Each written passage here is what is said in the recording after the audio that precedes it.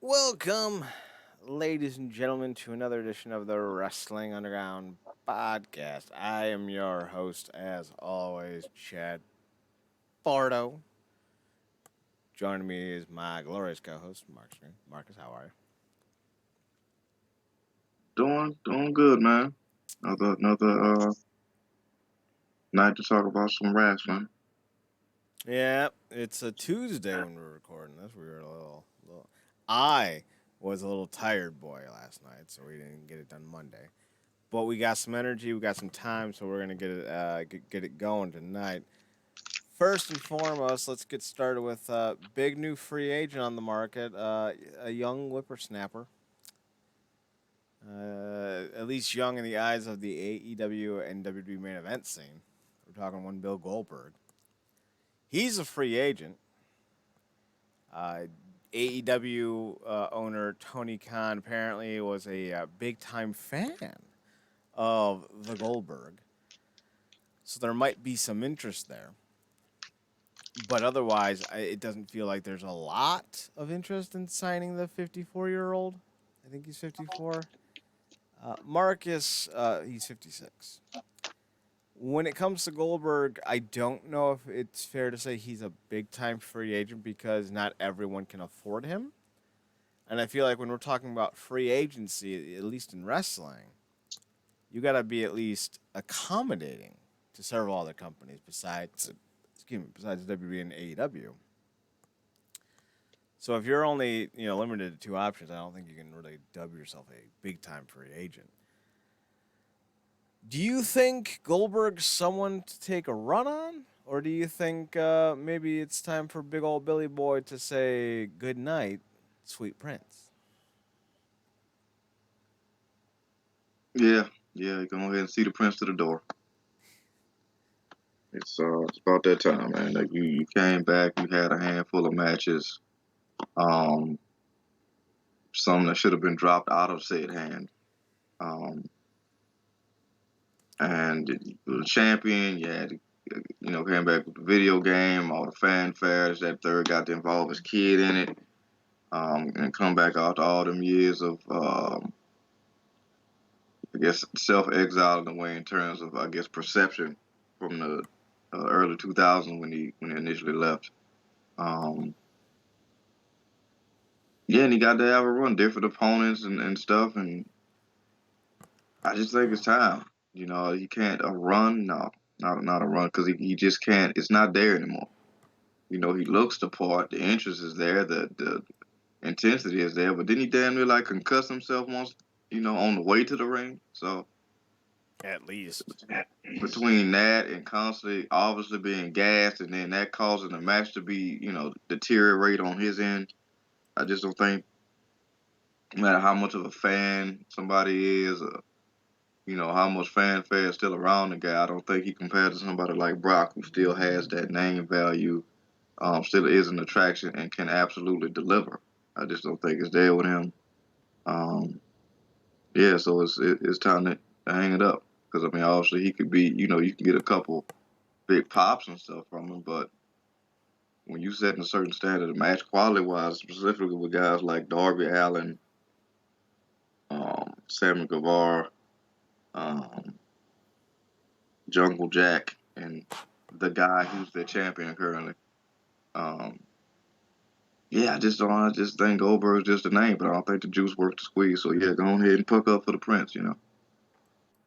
I do think there's a possibility of bringing him in a minor role if you're AEW, much the same they did with Sting. Um, they have those trio belts. I think I don't even know who the champions are. Didn't Death Triangle just win them? No, they House of Black took him off. House of Black. That's who it was. Yeah, House of Black just beat Omega and the Bucks for him. And while Uh, like that makes sense for like House of Black because you're not doing anything else with Aleister Black, I think the bigger window of opportunity would be to do things with guys like Jarrett and Sting and maybe a Goldberg, where you can bury them in a team of younger names that need the exposure, need the rub. And I think that's where you have your window of opportunity. But outside of that, I agree with you. I don't think AEW has much room or need for Goldberg, nor do I think the WWE really has any need for him as well, considering Mm. we've gotten all that we're gonna get. Because like, didn't they do the Goldberg Reigns match last year? Yes, yes. So The like, gold range match, he got fed. I mean, they fed the Fiend to him. which Um, was great. couple instances with couple instances with Brock, obviously. Um, and other guys as well. I think he ran in Drew, and stuff. So it's not like he hadn't had a run in terms of a variety of opponents. It's been so hit or miss with the match quality. It's almost like, well, at least if you're getting there with AJ Styles, we know it's going to be at a certain tier because it's AJ. But Goldberg is kind of all over the place. Like, oh, please don't let the man concuss himself on the way to the ring. And if he don't concuss himself, please don't let him blow himself up on his entrance. And then hope the match goes good from there. Because that situation went under. Did he face Taker? He faced Taker, didn't he? Yeah, he nearly Yeah, killed yeah, Taker. yeah. And that was a travesty in every sense of the word. Thankfully, it wasn't the travesty it could have been, but yeah. So I just like you said, that there is a situation potentially for a limited capacity, but I don't know if you want to blow the money for it. Like you said, he's not coming in at a lower rate, at this point in the game. So you got, and we had countless conversations about them having that large roster and not doing nothing with a lot of those guys, and you got people, complaining on social media and this, that, and the third, and in interviews that kind of now want to leave when that was the place to be. So might want to handle the in-house stuff or bringing somebody outside in. That being said, should Impact somehow land him, I retract everything I say. So speaking of things that need to be retracted, we got to talk about Davey Richards. This was an unexpected news story to wake up to Sunday. So apparently, Davey Richards is being accused of domestic violence. His wrestling school Team Ambition, as well as Prestige Wrestling, has cut ties with him. He was a free agent from MLW, so they didn't really have anything to say about it. But he was working as a producer for MLW, and apparently his behavior was peculiar, especially when he was working as an agent, with him suggesting some pretty nonsensical stuff to some of the younger wrestlers. He responded to the accusation saying, "Hello, everyone. Wow, what a couple of days. There are accusations of domestic violence against me. The allegations I adamantly deny. And if you look on CaseNet in Missouri under my name, Wesley David Richards, you'll see that there are no charge files against me. However, I do understand the industry stance on the matter. Everyone should feel safe at shows, and I do not want to be the person whom damages that. The pic being posted of my wife's eye is from training, and we regulatory train in. I think he meant regularly. I train in martial arts as many as the students have got black eyes and such. Again, no charges were filed, and I deny these allegations, but I must do what is right and not what I want, so I am canceling myself. This is a great sport. This great sport is far too wonderful for anyone, including myself, to tarnish it. I will wrap up my shows this weekend, and I will be retiring from professional wrestling. Please continue to support Team Ambition and this sport." Was there anything else on this one? No. So here's the other story. So Richards announced his retirement. Sean Ross said by Fightful Select says that Richards had finished with MLW in February, though the deal was slated to last longer. However, MLW reportedly sought to distance themselves from Richards following a pattern of odd behavior. Sapp noted that Richard had done some work with the company as a agent and producer, and while it went okay at first, several wrestlers complained about receiving some puzzling recommendations from the veteran. Additionally, Richards told the NWA he was contractually available for booking when he actually wasn't, but the two companies came together and worked out a deal. Additionally, Richards reportedly claimed that AEW approached him to have a match with Bryan Danielson. Yet, per SAP, Richards had been in contact with AEW Sanjay Dutt, but the company let MLW know that they didn't have a plan for Richards. That plan was actually for Tim Thatcher instead. And there have also been allegations of illicit drug use against Davey Richards. How true that is, I don't know. It's the one thing that hadn't been addressed in his update. And I was a fan of the guy, and I don't know how much of this is true, how much of it's not. So like I'm gonna be very careful with my terminology and verbiage.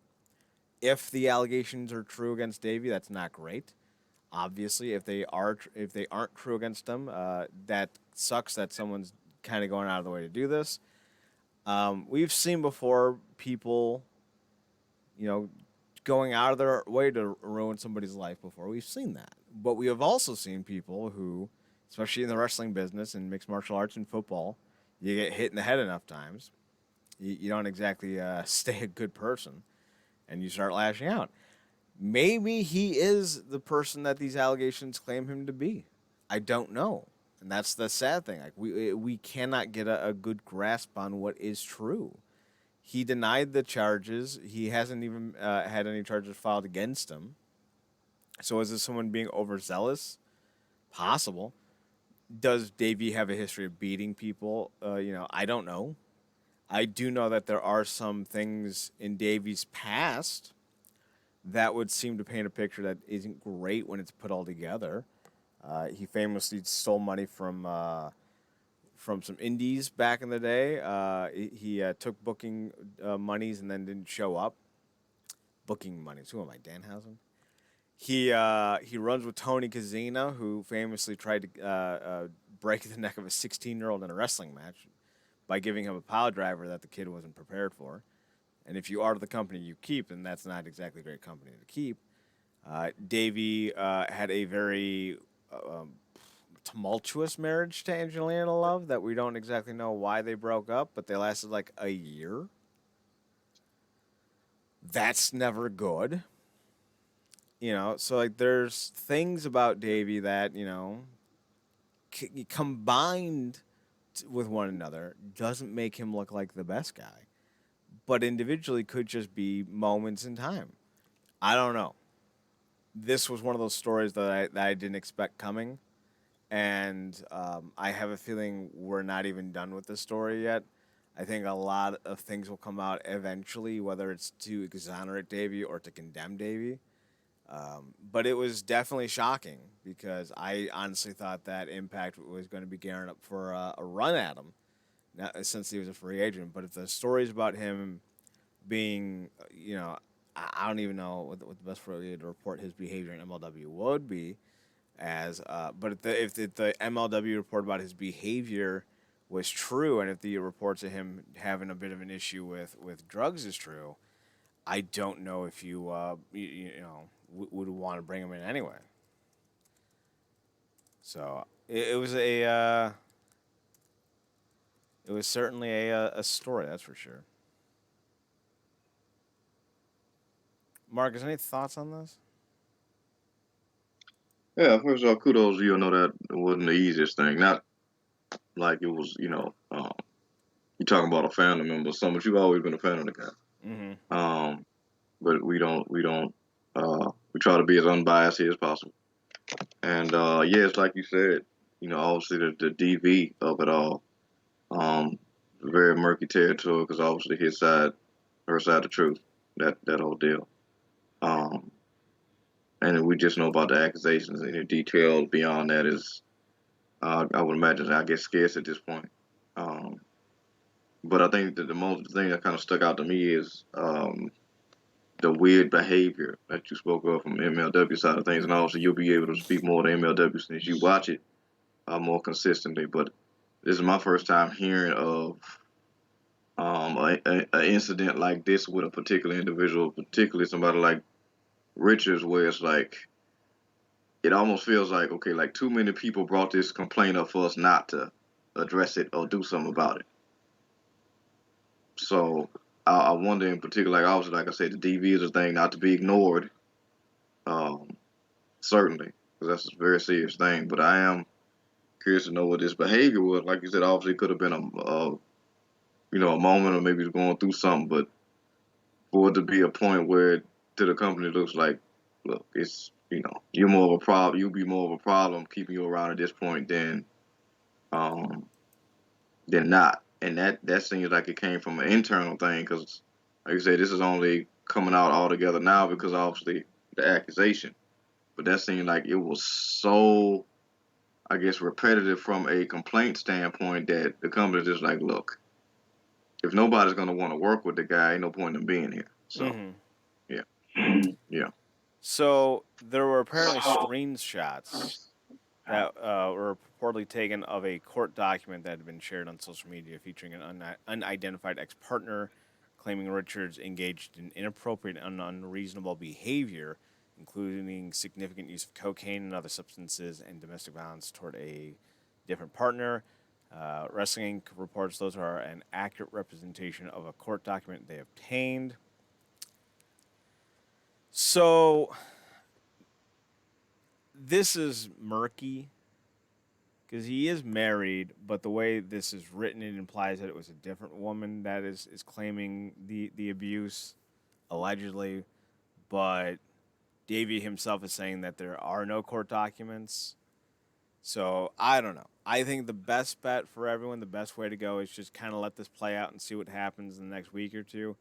Because if there are court documents that are about to come out, if there are filings against them that are about to come out, then being mindful and patient for that would be the best way to go.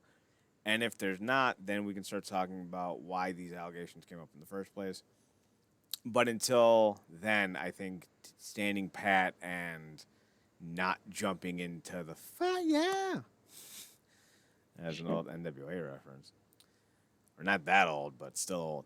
I think not jumping in on in the flames right now would be the best bet because it could very well be cooked allegations because he may have committed infidelity. It may be very accurate allegations that he smacked around his partners. Be it his wife, his girlfriend, or whomever. So I think it's a good idea to kind of just stand pat and see where this goes. Unfortunately, we aren't going to have any resolution to this anytime soon. Speaking of resolution, we got some to Taya Valkyrie. She said, just enjoy the ride. Don't worry about it. If you heard rumors I might be going to AEW, don't worry about it. Turns out she did go to AEW. She signed. She lied to us all. So what the quote really was, mind your business. That's all. Just mind your business. Yes. That's basically it. She pulled an Ashley from Fresh Prince of Bel-Air on us, even though we all knew what she was doing. Now, however, AEW's got themselves a talent. Now, I think Taya, because she's 38, 39, and she's been doing this for a while. And I think we've noticed her, at least I've noticed her, start to slow down a bit, which is why I think her and that tag team with Rosemary was a great idea because Rosemary's gotten herself back into some wicked shape. And she was able to, carry more of the match. She's been dealing with that knee issue for a little while. She's got herself in great shape, and I feel like Taya, with all that she's done to her body over the years, because like when you wrestle that lucha libre style, that takes so much out of you physically. That's why like when we looked at Mystico, aka Sin Cara, he was the hottest thing in the world. Then he goes to WWE and like his just in ring style just gets affected so much, and he's not even like 30 or 31.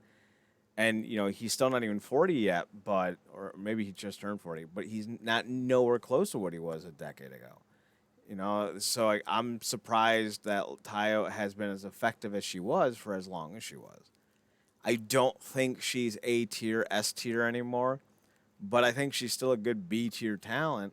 And if you're looking for someone who can, shake up the division, I think that's her. I don't see her being women's champion anytime soon, maybe out of necessity, she's better than Britt Baker. That's for damn sure, right? Like, you're not going to worry about, can Taya, you know, outlast Britt Baker because that's going to happen.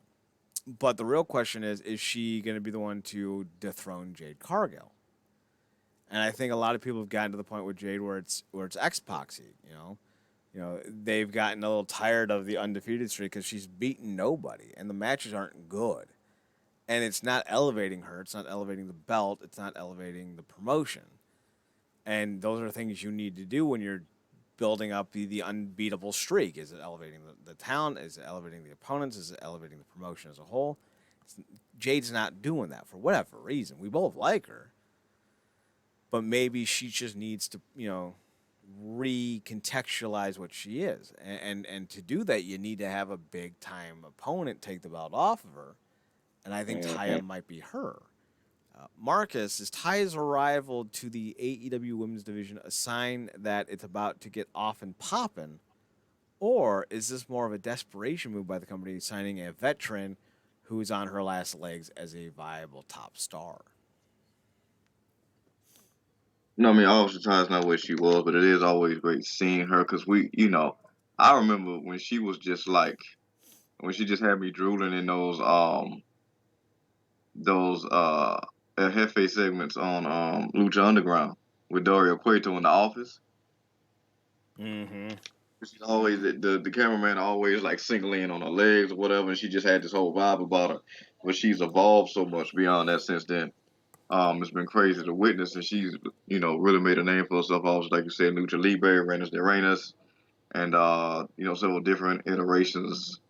Um, you know, in Mexico and then obviously in the States.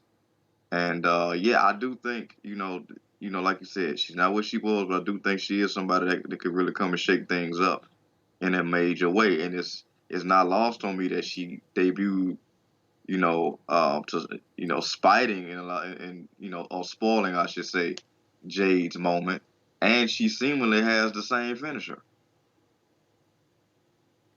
So this could be a situation where, for lack of better phrasing, where not finally somebody can knock Jade off and Sean can lose his smile, and like you said, can recontextualize the character. Because while we always give her grace because she is literally learning as she's been going since day one. We've seen every bump and bruise and hiccup and every possible thing along the way. And she's also had some great moments.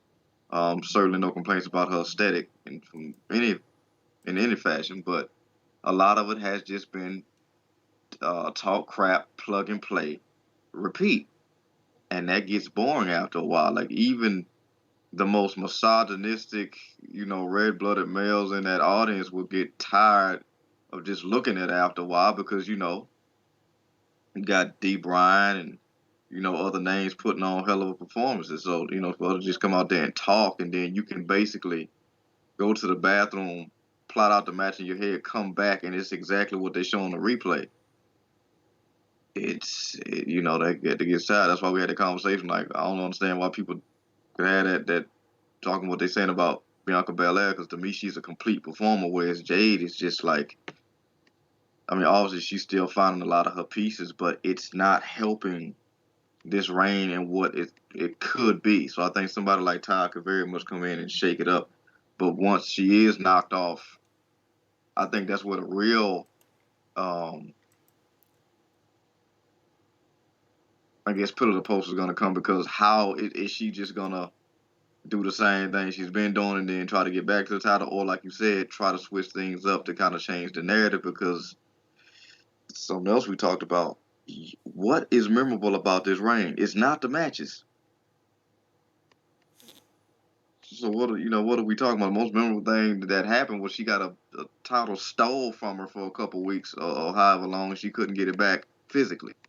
So I think that whole thing kind of needs to be reworked, and I think Taya could be a good name and somebody finally that can maybe compete with her on the strength level too and size in a way, that could make it believable, because nobody was gonna believe that freaking Red Velvet and you know, Kiera Hogan was gonna do any type of damage. So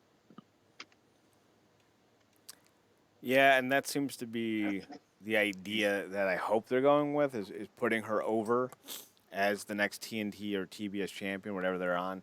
I think that's dumb, by the way, having cable TV network names as title belts, but that's Tony Khan for you. Now, she's 39. I don't know how much longer she's got in the ring.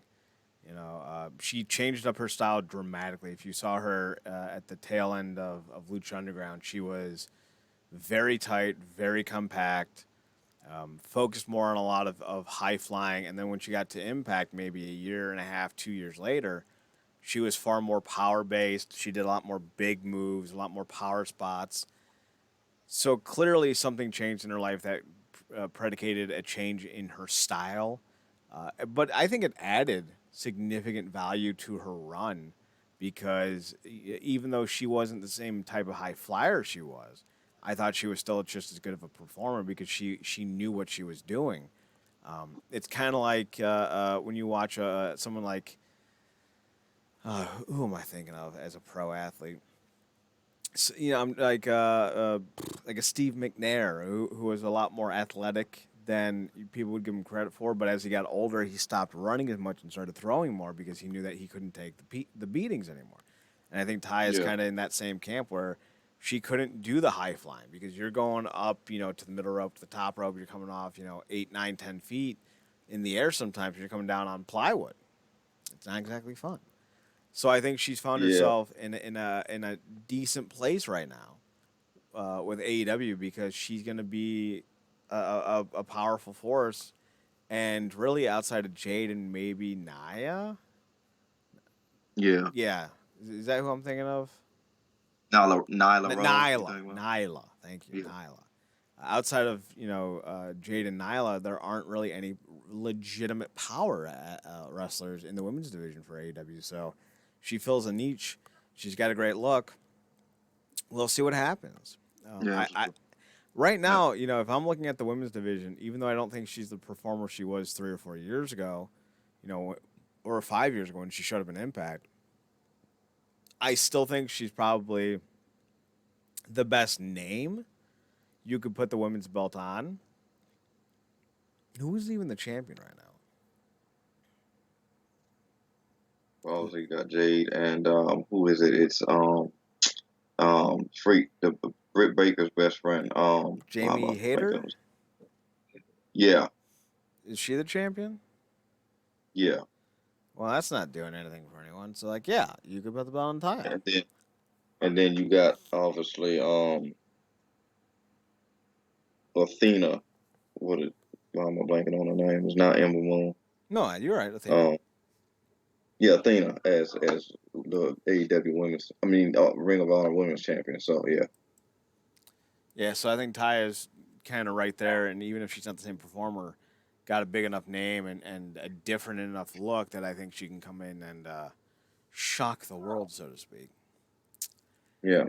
Speaking of shocking the world, we have new Impact Knockouts Tag Team Champions to go hand in hand with the departure of Taya Valkyrie. This past Thursday, we saw the Coven win the titles. That's Kylan King and Taylor Wilde.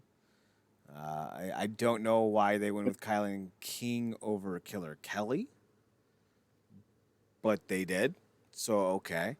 I'm not that familiar with a lot of Kylan King's in ring work. In fact, I think this may have been her in ring debut for Impact. I can look that up actually. Kylan King cage match. 31 years old. She's had one match with Impact, and it was for the titles. So yeah, this was her Impact. Well, it wasn't her Impact debut. She had two last year with the company. She lost to Giselle Shaw on was it BTI before the Impact, and then she also lost to Taylor Wilde on before the Impact. So not her first dance in the company, but her most significant dance in the company. Thoughts on the Coven winning the Impact Knockout Tag Team titles. Do you think this does something for the company? Do you think this raises the profile of the belts, or are you more interested to see what the Wicked Witches of the West Coast end up doing? Yeah, I'm interested to see what they do. This is an interesting parade because they basically what took it off of Rosemary and Havoc and Taya. yeah, I'm not gonna complain about Havoc taking the L. Um, it comes at the expense of it being along with Rosemary, but I do think this is interesting because, like you said, it kind of plays into them being down a chick. Um,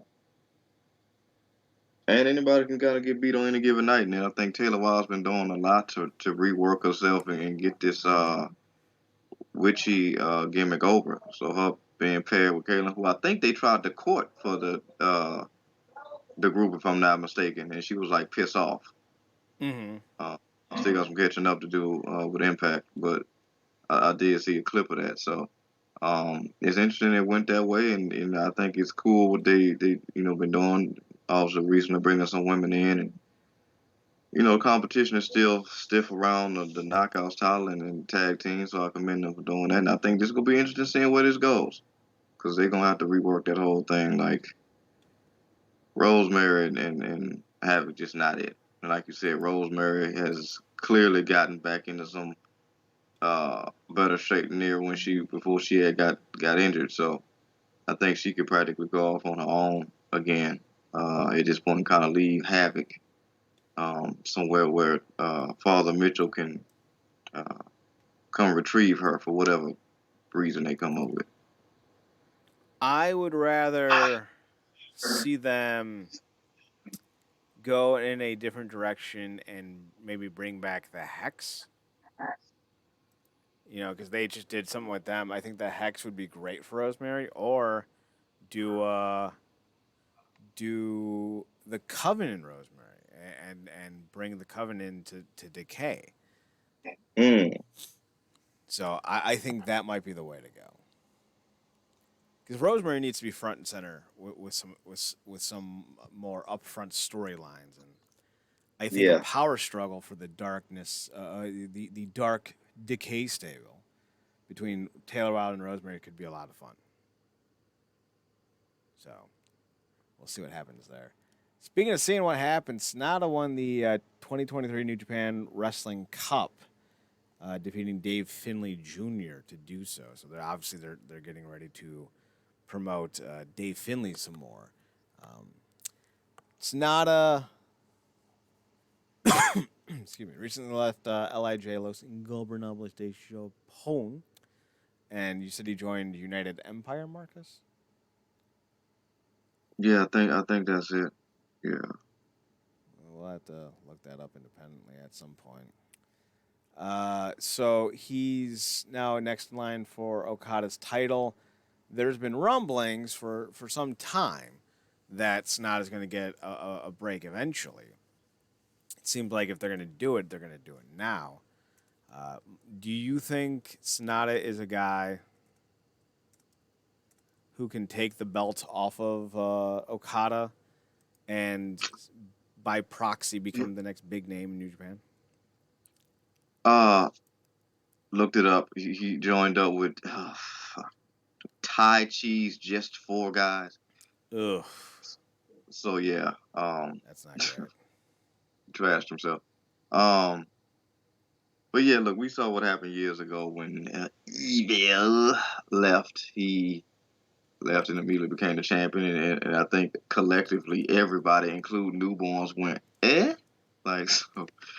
Um, I'm hoping that doesn't happen with Zinala because I've been rooting for the guy ever since he came in Impact as Great Muda's protege, and obviously followed his journey ever since then. And for a long time in New Japan, he's always kind of had that bridesmaid, never the bride thing in LIJ. And he's had some great wins and certainly matches and moments over the years, but he's never really been able to get the chip. And I've talked about this with other people about him kind of being like it's hard, like because Lij is so stacked. You got this. It leads with Nato, then you got Hiromu, then you got um, Bushi, uh, and then eventually the somebody like Shingo comes in and dominates. And you kind of, unless you can really be somebody that can stand out and consistently dictate a pace, it will be kind of easy to get knocked off consistently by those guys because they just instantly draw attention to themselves. So um, I think that's going on for years, and I think he kind of got tired of it. And I think he kind of saw what happened with Evil, even though that literally amounted to nothing. Um, I think everybody was kind of glad when that quick dog period was over. But I think in his mind it's like it's now or never. Uh, so I do think he can beat Okada, but will he is the question. Because I think he's beaten Okada, and I think maybe G1 situations or situations where it was like, again, like you beat him when it wasn't for the strap. So Mm. yeah, So but I think he got the skill. Just I don't, Okada is one of the safest bets you can have in that company. And part of the issue with safe bets is eventually it ends up becoming less than impressive to check out. It becomes less exciting. And in a Yeah. world of wrestling, exciting is a good thing. So to clarify, it's no longer just four guys, it's just five guys because Sonata joined the group. And like I love the logo. Like if you've looked up the logo for just five guys, it's very dope. But the name is stupid. Isn't there like a food chain or something? Five Guys. Yeah, Five Guys burgers, and yeah, it's fine. I'm trying to think of because it's like there's Five Guys and then there's another one. It's another burger place. I forget In and Out Burger. I think I've had Five Guys before, and it's fine. It's not worth the money, but it's fine. Um, I think they need Sonata. I think they need Sonata to go over. I think Sonata needs to win the belt. I think they need to shock the system, and I think Sonata could be the guy to do it because Sonata, for the longest time, has always been like 2020 or 2012 LeBron James. Everyone expected Sonata to be this guy. When he was in All Japan, he was very much going to be the head of the company at some point. Then Muda left, took Sonata with him, started Wrestle One, and everyone thought he was going to be the top guy in Wrestle One. He came to Impact, won the X Division title, hung around for a bit. James Storm recruited him into his weird little goat cult, where they push women onto tracks. Then he went to New Japan, and everyone thought like, "Hey, he's going to be this big to do. He's going to be a big time guy. He's gonna do wonderful things," and he never does them. And I feel like if it's going to be at any point, it's got to be now because he's 35. He's getting there. He's somebody who can't really afford to keep fucking around. Now, the good news Yeah. is he no longer looks like a. Goat. Yeah, well, I was going to say like a groomer pirate, Groomer pirate. right? Like with the blonde beard and the blonde hair. Like he looked awful. Now he's dressed to the nines. He's got a fancy suit. He's got a dope haircut. He looks like the next guy. He's got a great outfit. It feels like he's ascending. So if this somehow gets screwed up, or they decide not to go with him, then I really don't know what's going on. And I'm pretty sure isn't no, he was trained by Kazayashi. I got him and Taka Michinoku confused for a second. Gotcha. Gotcha. Yeah, that's weirdly ironic considering the fact that you would think being in Lij, who are known for the fashions, Mm-hmm. that he would have been dressing like that then. But maybe the the simple Sonata dress and the beard was because I think that was a perfect representation of kind of where he was when the most notable thing about him became the damn beard. It wasn't the matches. It wasn't the because it just got to a point where it was just Sonata became standard fare. The match is going to be a certain tier. He might win. He probably going to win, but it's not a situation where he's ever going to win the chip. Like I said, bridesmaid, never the bride. Um, but like you said, if it's looking like he's going to actually ascend, and this could really turn into a thing of which could extend the story of he becomes the guy, and then Naito kind of has to comes and come around and tries to sun him. Because he said in that promo I was telling you about, it's like Shingo joined that group. He was the guy. Shingo joined that group. He got the belt. So what you think, you gonna leave and go be the guy? It's like, so that's, it was like, if you didn't have it over here, you're not gonna have it over there. So I think that's a real natural progression of where that could go. But again, like I said, Okada is New Japan's safest bet, and if they want to keep betting on him, like you said, it's the standard, but it gets born after a while, and that could shake. So now the winner could shake it up in a good way, which we saw in the inverse, where Evil shook it up in a bad way to where literally nobody understood why they did it. So. Yeah, Evil was never a good option. Like, ever. SANADA's always been an option that I think makes sense, but with the right kind of facilitator. This might be it, especially if you start building up towards a SANADA Naito feud, because that could be a lot of fun. Yeah. So I do find it a little funny that SANADA and Evil had a pairing for a while.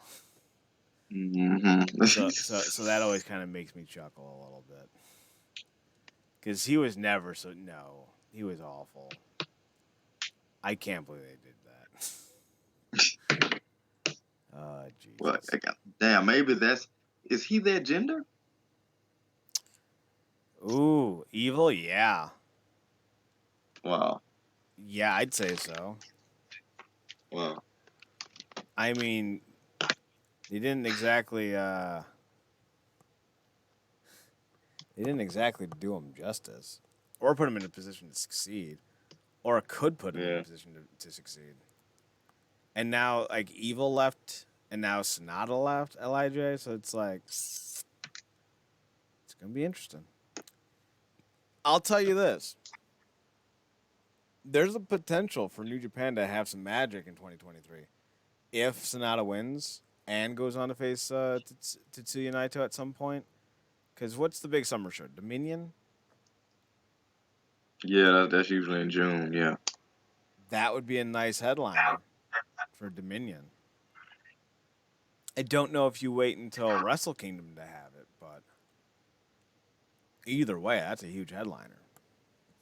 Especially with the new look, so. Speaking of new look, we got a vignette. It looked like a little bit mysterious. We saw some type of red wolf at some point. A lot of people are saying that, hey, this vignette signed that Bryan Danielson showing up in New Japan because of a dragon. And I'm like, I didn't see a dragon at all. There's a meteorite hitting the earth. Then there was a dude in lifts. Then there was a red wolf. And then there was text that I can't understand because I don't speak Japanese. Marcus, did you see this vignette yet? No. So basically, here's how it's described via WrestleZone during the New Japan NJPW New Japan Cup final event on March 21st. Vignette showing a flying object played. The object was on its way to Japan before it landed. Soldiers were down, as were Boos walking in front of fire. I think they meant boots without the T. A wolf opened his eyes in the video before the words "coming soon" appeared on the screen. Fans will have to wait to see what the meaning of the vignette turns out to be. The last time there was a big old vignette, I shouldn't say the last time, but the last time it was somebody from America that was huge was the Moxley stuff. And a lot of people thought it was Jay White, and it wasn't. It was Mox. Mm. Are we thinking this is Bryan Danielson? Because I don't think anything I saw makes me think it's Bryan Danielson, but I don't know. I never know. I don't think it's Danielson, but who knows? Yeah, it could have just been Nightwolf from Mortal Kombat with his animality, but Maybe Doki's getting a new look. Hilarious. That'd be funny. I don't think Juice is coming back right now. I think he's signed with AEW. Yes. Yeah, so that's a no-go. Oh no, it'd be interesting to see who it is. I'm guessing maybe better to say it is probably an American. more Gaijin, if you will. Mm-hmm. But I don't know who it will be at this point because it's not going to be Jay White coming back because he had a whole send off. Um, I can't necessarily think of anybody else right now. Maybe somebody from AEW, but I can't think because they got so many guys who are just floating at this point. It feels like. Um, so we'll see. Maybe the fun part is not guessing. You know. As long as I get a date, like that'd be fine. Just tell me when I need to tune in to see who the man behind the mask is. Speaking of behind the masks, Mercedes Moné Sasha Banks says I got to get that phone call for Forbidden Door 2. Speaking at the Planet Comic Con 2023, Monet was asked whether she'll be at Forbidden Door 2 this summer. Monet played coy and said she's not sure if she would be there, but it all starts with a phone call. Oh, when is it? It's in June. What day? I don't know when to show up then. Anybody know the date? I don't know. We got to see. June so far. I think it could be open. July might be open, but I got to see. I got to get that phone call. Got to get that phone call from Unk. Um, I don't know if she's talking about Shannon Sharp, but maybe she means Uncle Tony. I don't know. So we also got that Mercedes Monet isn't ready to tell her story about why she left the WWE. Saying at the same convention, first of all, nobody knows the story. You don't know the story. You're reading whatever you want to read and believing whatever you want to believe. Nobody knows the story because I haven't said anything, and I'm not going to say anything because that's just the classy boss that I am, the CEO. But one thing, it's up to them. It's up to Dakota. I think she talking about Dakota Sky, Dakota Kai, and everybody else that wants to come back. That's great for them. That's awesome. That's their dream. But I went after mine, which is going to Japan. You have to follow your heart and follow your soul and follow your dreams. Yada yada yada. So as I'm growing my career, I've been in WWE for 10 years. I had to change. Yada yada yada. Marcus, do you think Mercedes Monet is hiding crucial parts of the story, or do you think we know the story? I feel like we know the story, and she's just Being coy. um, yeah, being cool about it because it is what it is. I mean, look, she um put over Bianca. She's had countless, back. I mean, countless feuds and back and forth with the four horsewomen of it all. And honestly, it really wasn't much else for her to do in WWE. She's done a lot of firsts. She's had the championship numerous times. She's had moments galore. Always came back as a top chick, but this allowed her more creative freedom. And hell, when she initially took that break that one time because she just got burnt out, she went to Japan to train and had to kind of be fall back in love with it, and then came back. So I think to her point, like she said, I think Japan's just been calling her for a long time, and she found that opportunity as the perfect one to finally just answer the call. Now she's making big bucks and making big waves and trying to champion a growing division and kind of go all over, where she would have been allowed that freedom originally. So, now that obviously just allows her more creative freedom with her character and what she does and this, that, and the third. So, yeah, I just think right now it's really just no appeal to draw. Go back to WWE because, like I said, it's not really much that she hasn't done and left to do. She's had the Mania moment. She's main evented. I think she more than most people has gotten out that whole kid doe-eyed look at WWE, and I think most people when they do that are bet all for it. So yeah, but I think at this point it's just fans that kind of just want to have a definitive thing because the internet discourse on wrestling Twitter is just hell. It is for them anyway. Yeah, you're not wrong. So there was a thing that happened over the weekend where Tony Khan responded to a Dave Meltzer tweet. Uh, Tony's like, "Listen, you don't know what you're talking about, Dave. We here at AEW pay for our talents' bookings and travel. I mean, not bookings. We pay for our talents' travelings, their rentals, flights, and hotels. Others may not do it, but we do it, Dave. And somebody goes, well, why the fuck are you saying anything, Tony? Because they weren't talking about you in the first place. Turns out the conversation wasn't anything to do with AEW or wrestling in general. It was specifically about the WWE. But Tony just had to get his little 2 cents in. And it made him look like a little clownfish. But the worst part was everyone started attacking Dave because they're like, oh, can you believe this? Dave was wrong again. And listen, Dave's been missing a lot lately. But he didn't miss on this one. So when I saw people like dogging on him because Tony Khan was wrong about what the tweet was about, I was like, yeah.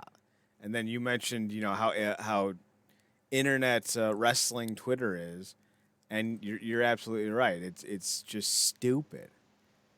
It's such a toxic hellhole. Yeah, and it's also like one some of the highest forms of hypocrisy that you'll see, because the same guy that they're crapping on, who becomes the easy punching bag, is also the same guy they go to first for the scoops. Mm-hmm. When other accounts and of course of years, we've seen other uh, instances with accounts like Russell Votes and other places um, have broken stories that have actually been true. But again, because Meltzer's been a staple in the community for so long, and rightfully so, they go to him. But because he's had instances in the past, and obviously a lot of that also stemmed from maybe something he said about um, maybe a young lady that was poorly worded. Um, and then obviously at that point, everybody's going to jump to, that scene out The Simpsons where everybody grabs the torches. And it's a mass thing. He becomes the guy that's quickest to crap on. And at this point, like a lot of that wrestling Twitter has a strong con fetish within that, because AEW is, again, the new hotness in a lot of ways, and they're doing all the right things that WWE's getting wrong, and this, that, and the third.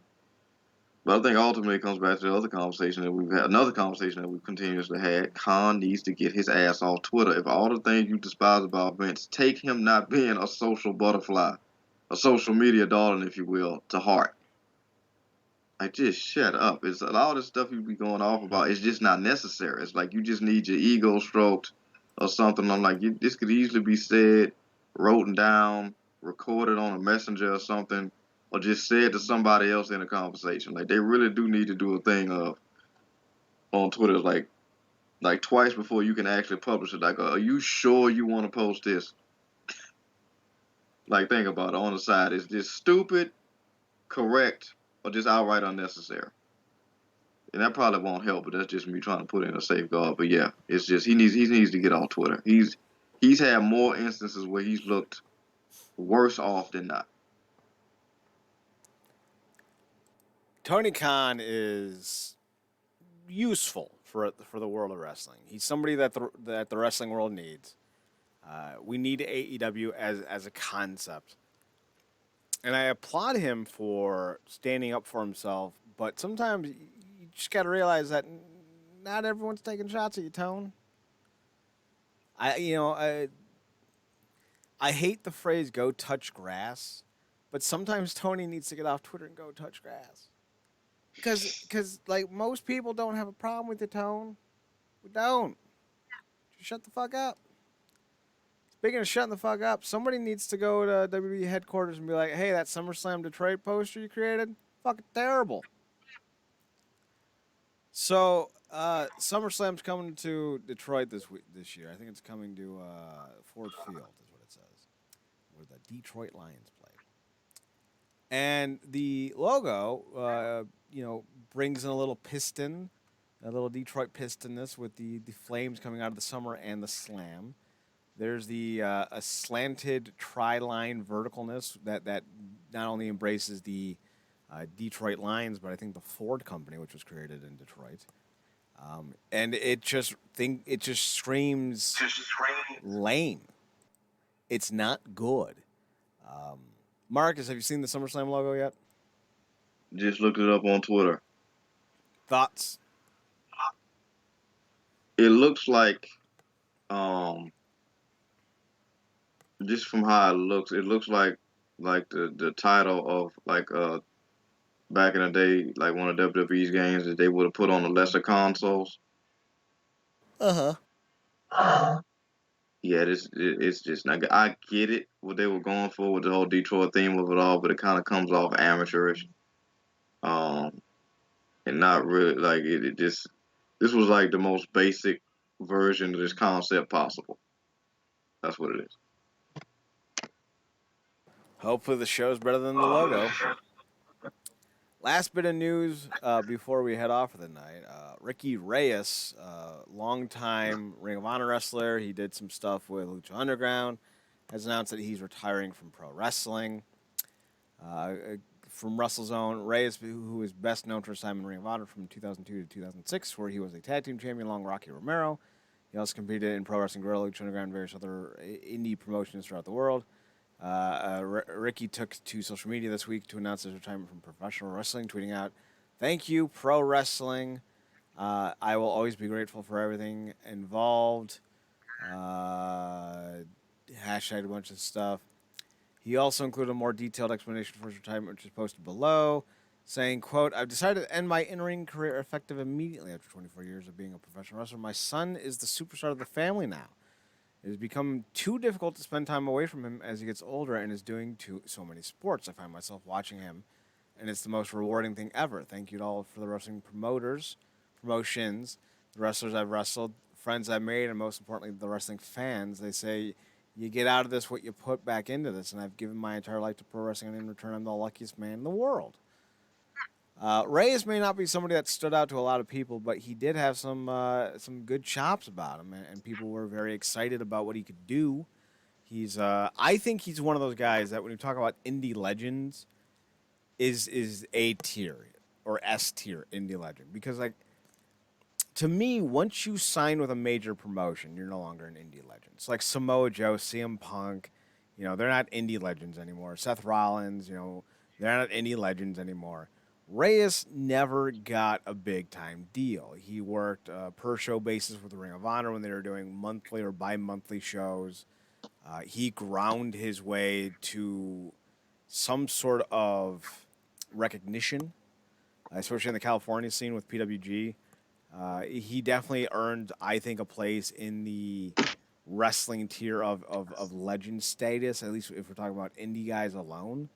So, yeah, I would say that he's definitely someone that fans should go back and check the work out of. But also, him retiring, I don't really think is something to buy into, because in wrestling, no one's ever really retired. He may just not be taking bookings for a little while. Yeah, it's a long term thing. You kind of almost that kind of sucks because you can't really like it never unless somebody's forced into retirement. Damn, that don't even hold no more. So it's weird. Like the only time a lot of these guys do retire is when they sustain something that just doesn't allow them to work at all. And unfortunately, we've seen a lot of instances where a lot of these legends have serious deteriorations of health. Um, but yeah, I mean, I'm not as familiar with Ricky Reyes, but I do appreciate the fact that somebody kind of does know when to hold and fold them, and you wanting to catch those pivotal years where your son is coming into his own person and achieving greatness. As a parent, you can't blame anybody for that specifically if he can put in the work, like you said, all those years to be an independent legend, which we've seen in a lot of ways. When you were talking about it, kind of made me think about because you said those guys stop being indie legends when they get signed. Kind of made me think about like if a lot of those guys had like did they sign when they peaked, and if they did they were they able to elevate past their the concept of who they were as an indie legend in the big time company? Because I feel like a story. Because I immediately thought about Chris Hero, and I was like, I wonder if he was an indie legend so long that by the time he actually signed, it was just on that tail end to where it was just not gonna be what it could have been years prior. Um, but yeah, but other than that, it is nice to see some of these guys know when to hang it up. But because it's wrestling, is it ever really hung up? And the answer is no. No one's ever truly retired. Ric Flair came back at 69 or 70, so I feel like, like we know that. I feel like he's still trying to work an angle to get to do it again. So Probably. So, with that being done, we're done. Marcus and I will be back briefly to do a recording for the next Making an Impact. We're on weeks 3 and 4 of the NWA Weekly TNA pay-per-views. That's coming up next, but we're going to wrap this up just so we can have 2 separate shows. So we're done here. You can find us on our personals at Paradox Kid for Marcus, PARADOXKID. yes, sir, that's me. You can also find Marcus on his other podcast called The True Penny Show on Twitter by searching True Penny Show, TruePennyShow. They cover GLEAT, New Japan. I'm sure they got other things coming up in the pipeline. I think GLEAT just had a big show because I saw new tag team champions or old tag team champions being photographed. So I don't follow GLEAT, so Marcus will have to fill you in on that. You can find me on Twitter at Chad Nerdcorp, ChadNerdCorp, and on the Instagram at Chad's Photo, at ChadSPHOTOHUT. You can find us on the website. All our past shows are on the website, realnerdcorp.com, REALNERDCORP.com. We're on Twitter at NERDCORP. We'll be back next Monday for another edition of the Wrestling Underground podcast.